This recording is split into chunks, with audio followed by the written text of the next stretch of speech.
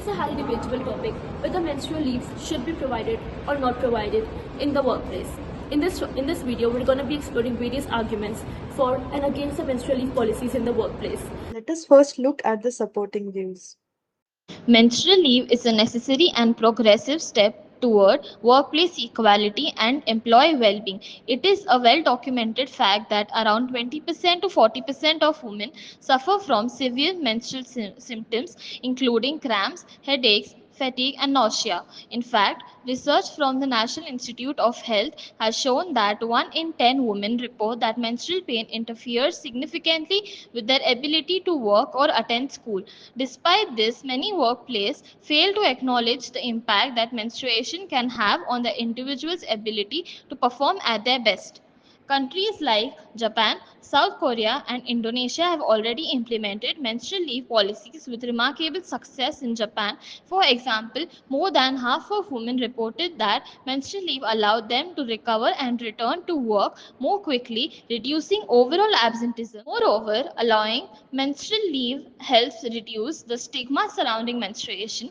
A study conducted by the World Health Organization found that when companies address health needs such as menstruation, workers are more likely to feel valued, leading to higher job satisfaction, loyalty, and long-term productivity. By offering menstrual leave, employers signal that they genuinely care about the well-being of their employees, not just their output. Importantly, providing this leave doesn't just benefit employees, it benefits employers too. Studies have shown that when employees feel supported and understood, they are more likely to stay in their jobs, reducing turnover and associated recruitment costs. In fact, one study published in the Journal of Health Economics found that health related workplace policies like menstrual leave actually lead to a more engaged and productive workforce.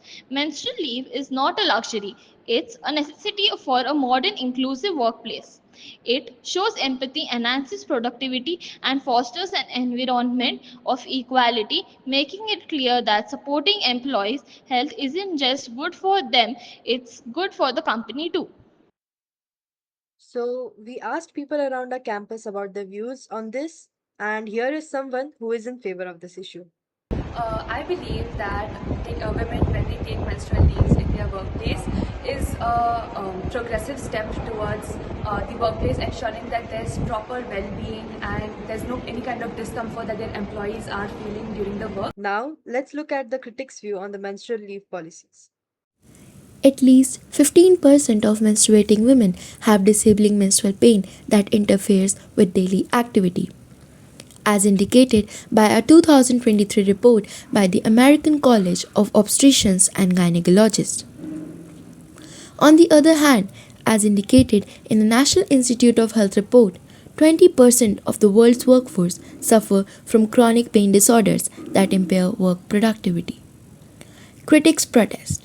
Once menstrual leave is included, it will not be long before employees who have migraines, fibromyalgia, and even full-blown anxiety will be requesting the same concessions.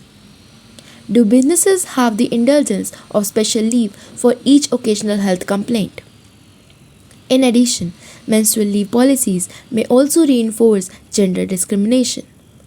According to a 2022 survey by the Economic Forum, more than 60% of hiring managers in companies that do not have menstrual leave policies are concerned that having such policies will deter them from hiring women to senior positions.